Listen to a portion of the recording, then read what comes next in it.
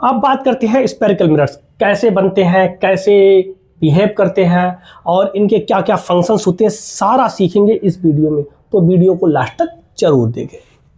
तो देखिए क्या है कि आपने फुटबॉल देखी होगी। फुटबॉल में क्या होता है, छोटे छोटे से उसमें पार्ट रहते हैं अलग अलग कलर के। कपड़े को क्या होता है, सी के अलग अलग कलर से इसको पूरे एक फुटबॉल बनाई जाती है, ऐसी बनती है ना।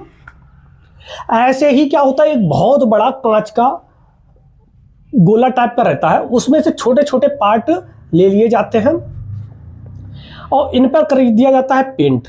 पेंट किसका करते हैं, लेड ऑक्साइड का। कैसा, लेड ऑक्साइड का।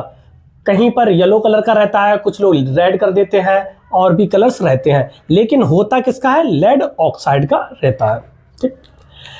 अब अगर यही जो पेंट है अगर बाहर की साइड कर दिया जाए, बाहर की साइड कर दिया जाए, तब इसे हम कॉनकेव, यानी कि बाहर है तो नाम बड़ा, कॉनकेव मिरर कहते हैं।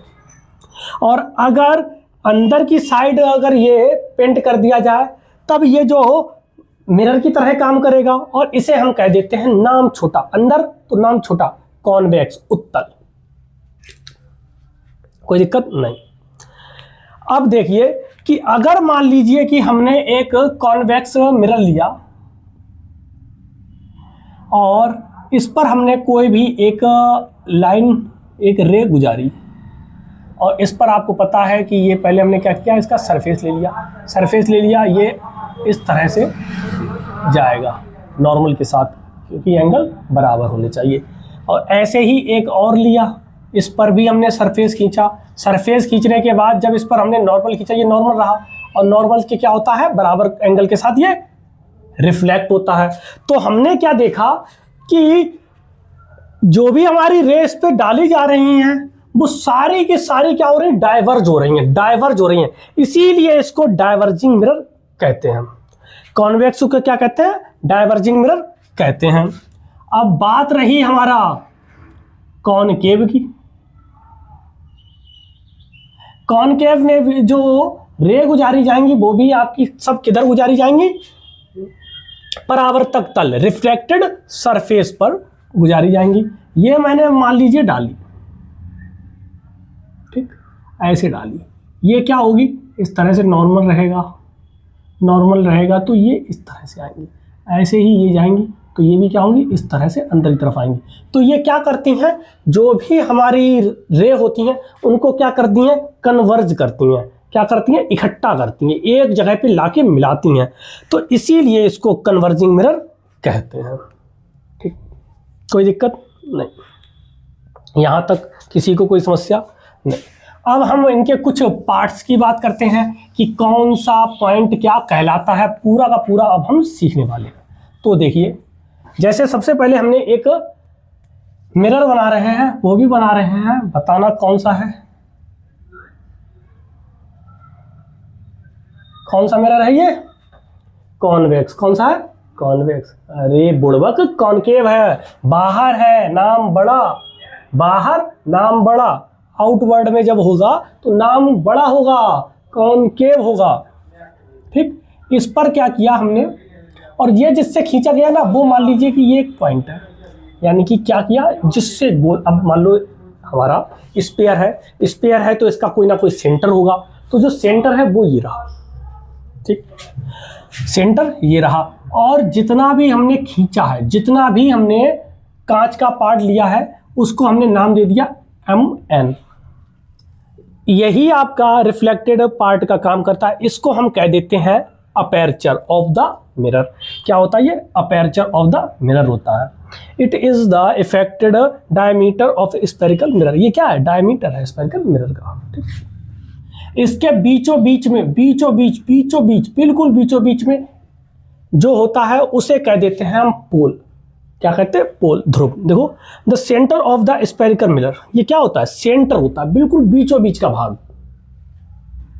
अब अगर हमने इससे जो सेंटर है, जो हमने बिल्कुल इसका सेंटर लिया था, केंद्र लिया था, इसको हम क्या कहते हैं, सेंटर ऑफ कर्वेचर। क्या कहते हैं, सेंटर ऑफ कर्वेचर कहते हैं।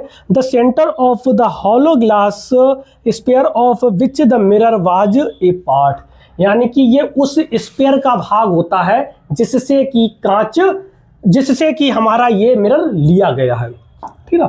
तो अगर हमने इसी को सेंटर ऑफ कर्वेचर को अगर हमने पोल से जोड़ दिया और इसको और आगे तरफ लेके गए, तो ये जो लाइन कहलाती है इसे हम कहते हैं प्रिंसिपल एक्सिस। इसे क्या कहते हैं? प्रिंसिपल एक्सिस कहते हैं। देखिए प्रकाशीय अक्ष, the line joining the pole and the centre of curvature, join कर रही है किसको किसको? सेंटर ऑफ कर्वेचर को और पोल को ज्वाइन करके हुए जा रही है। ठीक ठीक, यहां तक कोई दिक्कत? अब क्या देखिए, जो पोल है, पोल से जो सेंटर ऑफ कर्वेचर तक की जो दूरी होती है इसको हम रेडियस ऑफ कर्वेचर कहते हैं। क्या कहते हैं? रेडियस ऑफ कर्वेचर कहते हैं। यहां तक कोई दिक्कत? बोलो नो दिक्कत। ठीक, अब अगर मान लीजिए कि कोई भी अगर हमारी रे है इस प्रिंसिपल एक्सिस के पैरेलल, बिल्कुल पैरेलल गई, तब ये क्या होती है? आफ्टर रिफ्लेक्शन ये इस तरह से आई। एक और रे थी वो भी हमारी पैरेलल ही है प्रिंसिपल एक्सिस के, ये भी आफ्टर रिफ्लेक्शन जाएगी। और जब ये दोनों जा रही हैं जिस पॉइंट पर मिलती हैं, जिस पॉइंट पर मिलती हैं उसी को हम क्या कहते हैं? फोकस कहते हैं। क्या कहते हैं? Focus. The point where parallel rays meet, converge और अपीयर टू मीट, यहाँ पे क्या होगा? Diverge after reflection. या तो ये कन्वर्ज होंगी या क्या होंगी? डाइवर्ज होंगी। जिस पॉइंट पर होती हैं उसी को क्या कह देते हैं हम? फोकस कहते हैं। फोकस, कोई दिक्कत? इसको हम एफ से डिनोट करते हैं। ठीक, कोई दिक्कत?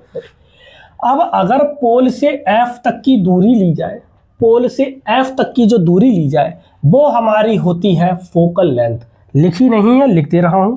क्या होती है इसे? Focal length. इसको कैसे लिखेंगे? Distance from pole to focus. Distance from pole to focus, pole से फोकस तक की जो डिस्टेंस होती है उसी को हम फोकल लेंथ कहते हैं। और एक यहाँ से बहुत अच्छी सी चीज़, सबसे वीआईपी चीज़, क्या कि जितनी हमारी ये फोकल लेंथ पी एफ होती है उतनी ही सेम हमारी सी एफ है। फिर से सुनो क्या कहा मैंने, कि अगर मैंने ये मान ली एफ, इसको हम फोकल लेंथ को स्मॉल एफ से डिनोट कर देते हैं। किससे? स्मॉल एफ से डिनोट करते हैं। ये अगर एफ है तो ये भी हमारी क्या होगी? एफ होगी। तो जो हमारी पीसी है ना, पीसी यानी कि जो हमारी रेडियस ऑफ कर्वेचर है, ये क्या हो जाएगी? एफ प्लस एफ, क्या हो जाएगी? 2f। ठीक, और मैंने क्या बताया? पीसी क्या होती है? Radius of curvature. रेडियस किससे डिनोट करते हैं? आर से। तो इसे आर, यहां से एक चीज निकल के आई कि आर बराबर क्या हो गया? 2f। आर बराबर क्या होगा? 2f। अगर यहीं से हम f बराबर निकालें तो क्या हो जाएगा? r/2। कोई दिक्कत? बिल्कुल नहीं। ये फॉर्मूला एक ही है लेकिन दो तरीके से मैंने लिख दिया है। दोनों तरीके से पूछ लिया जाता, बाकी सारी चीजें आपके ये लिखी हैं, इनको याद कर लीजिए, इनको लिख लीजिए, कोई दिक्कत? इनको कर लीजिए, फिर हम करते हैं आगे का।